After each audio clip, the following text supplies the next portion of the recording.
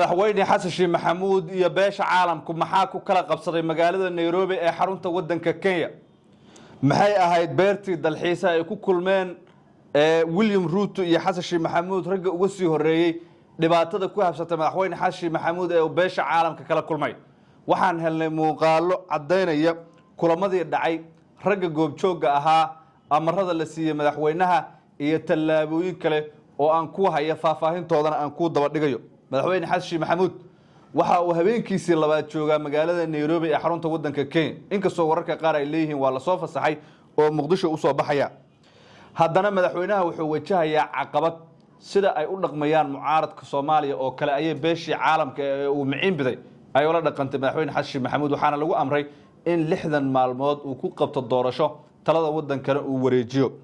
sidoo kale ra'iisul wasaare Xamza Cabdi Barre ayaa la siiyay power ama awood ka badan intii hore isaga oo UN ku xilligan wixii ka dambeeya uu kula shaqeyn doono qaab xukuumad ku meel gaar ah oo kale haddaba maxay tahay xogta laga qariyay waxaan ku hayaa macluumaad iyo warbixin dhameystiran oo soo baxaysa sidoo kale war cusub ayaa ka soo kordhay furitaanka baarlamaanka Jamhuuriyadda Federaalka ee Soomaaliya kalfadhiga 8aad ayaa la gelayaa baarlamaankana dib ayaa loo furayaa gudoomiye Aadan Madoobe waxa loo doortay madaxweynaha South West wuxuu xilka ku wareejiyay ku-xigeenkiisii Saacdiye Ismaaciil ama Saacdiye Yaasiin Xaaji Samatar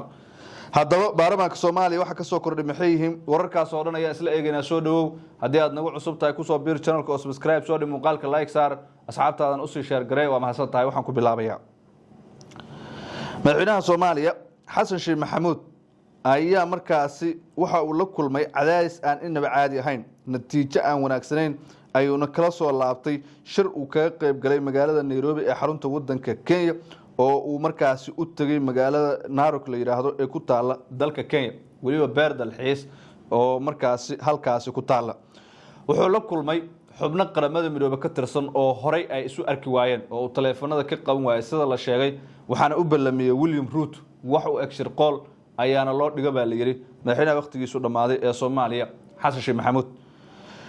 kulankan waxa la sheegay in madaxweynuhu aad loogu canaantay 3 ilaa 4 amar oo midba midka kale uu ka daran yahay oo liqitaankooda uu ku dhibiyay madaxweyne xasan sheekh maxamuudna waa la dul dhigaa leeyahay koow waxa ka ah in doorasho heshiis lagu yahay iyo miiska wada hadalka uu ka soo laabto laba waxa inuu ka tanaasulo doorashada qof iyo codka ah ee ay ku eedeeyeen mucaaradku inay dhinac ka raran tahay saddex waxa ah in markaasi wax ka bedelkii dastuurka uu wada hadal ka galo qodobka afraad waa in awoodda ugu badan la siiyo ra'iisul wasaaraha iyo xukuumaddiisa oo ay dalka gaarsiiyaan doorasho heshiis lagu yahay lagu kalsoonaan karo natiijadeeda ayna aqbali karaan mucaaradka beesha caalamka iyo dadka Soomaaliyeed oo dhan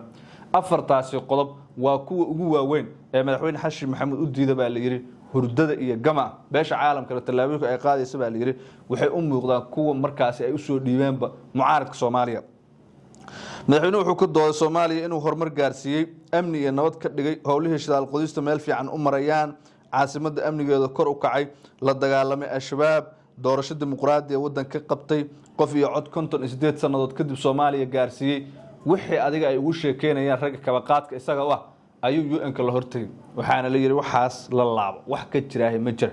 xaqiiqada noogu imo ayaa la yiri madaxweynaha waxa la sheegay in markaasi uu aad uga carooday tallaabadan isagoo oo aan aysan farxad gelin markaasi wixii uu kala kulmay ambassador James Swan iyo xubno kale uu ku jiro safiirka Mareykanka iyo rag kale oo qaramada midoobe ka tirsan oo xalana ka tagay waxay ugu hanjabeen in Soomaaliya jabsasaman loo celin doono haddii uu talada isku dhajiyo sidoo kale doorasho booba uu qabto ama uu diido tallaabooyinka markaasi UN-ku ay qaadayaan ee ay u arkaan inay ku jirto xalka Soomaaliya madaxweyne xasan sheekh maxamuud marka hadda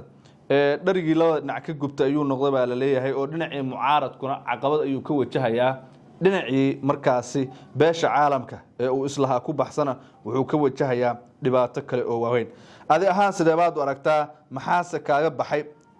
markaasi tallaabada ay qaadayso beesha caalamka kulankan maaha midkii ugu horeeyay waxaa dhacay toddobaadii ugu dambeeyay kulamo dhowr oo markaasi beesha caalamku ay madaxweyne xasan sheekh maxamuud uga qaadaysay tallaabooyin geesta kale waxaan rabaa inaan kula wadaago gudoomiyaha ama guddoonka sare ee labada gole ee baarlamaanka Soomaaliya ayaa yeeshay kulan xasaasi ah oo diiradda lagu saaray diyaar garowga iyo ka tashiga furitaanka kalfadhiga 8aad ee baarlamaanka 12aad ee Jamhuuriyadda Federaalka ee Soomaaliya xilli dalka uu ku jiro marxalad xasaasi ah. kulankan waxaa goobjoog ahaa xokayaha guud ee golaha shacabka, ku-xigeenka xokayaha guud ee aqalka sare ahna xokaya ku-xigeenka aqalka sare, gudoomiyaasha labada aqal, waxaana ay yeesheen doodo iyo falanqeyno qoto dheer oo ku saabsan muhiimadda dib u furista kalfadhiga 8aad ee baarlamaanka si ay u sii ambaqaadaan gudashada waajibaadkooda dastuuriga ah. waxaa kulmay Cabdi Xaashi Cabdilaahi oo aqalka sare guddoonka iyo Sacdiye Yaasin Xaaji Samatar oo kusimo madaxweyne ah. Soomaaliya xilligan waxaa madaxweyne ka ah haweeney maadaama Xasan Sheekh uu dalka ka maqan yahay iyada kusimo ah. Aadan Madoobe noqon lahaa laakiin Aadan Madoobe hadda xilkaas uu ka tanaasulay uu ka tagay iyada hadda kusimo madaxweynaha. sidoo kale waxaa kulanka lagu adkeeyay doorka muhiimka ah ee baarlamaanka ay ku leeyihiin ama ay ku leeyahay markaas horumarinta dawladnimada, xoojinta hay'adaha dastuuriga iyo taageerada dadaalada lagu xaqiijinayo nabadda, xasiloonida iyo horumarka wadanka. intaas kadib guddoonka labada aqal ayaa isku raacay furitaanka kalfadhiga 8aad ee baarlamaanka 12aad si uu u sii ambaqaado gudashada waajibaadkiisa dastuuriga ah, iyadoo taariikhda rasmiga ah ee furitaanka kalfadhigan la shaacin doono maalmaha soo socda, gaar ahaan marka la dhammaystiro diyaar garowga lagama maarmaanka ah iyo sidoo kale xaqiijinta kooram buuxa oo ay yeeshaan labada gole ee baarlamaanka Soomaaliya. dhanka kale guddoonka sare ee baarlamaanka ayaa waxa ay markaasi sheegeen in shacabka Soomaaliyeed kalfadhigan ay ka rajeeyaan horumar iyo baraare isla markaana guul u ku soo dhamaan doono.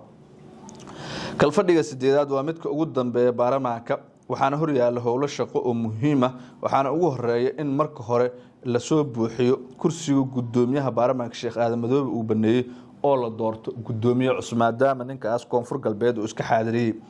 waxaa sidoo kale laga sugayaa shaqo kale oo ku aadan xaaladda cakiran ee dalka, gaar ahaan arrimaha masiiriga ah sida doorashooyinka dalka iyo wax ka beddelka dastuurka oo ay weli isku hayaan dowlad goboleedyada qaarkood iyo golaha mustaqbalka. khilaafyadaas oo dhan waxaa la rajaynayaa xalkooda in la gaaro. baarlamaankuse wuxuu u muuqdaa baarlamaan iska ciyaal weero ah oo haween ayaaba lagu dhex garaacay kalfadhigii 7aad ee soo dhammaaday toddobaadyo ka hor. haddaba lama ogo sida xaalka uu noqon doono. adiga ahaan maxay kula tahay aragtida noo reeb? waa mahadsantahay saaxiib muuqaalkan ila daawo.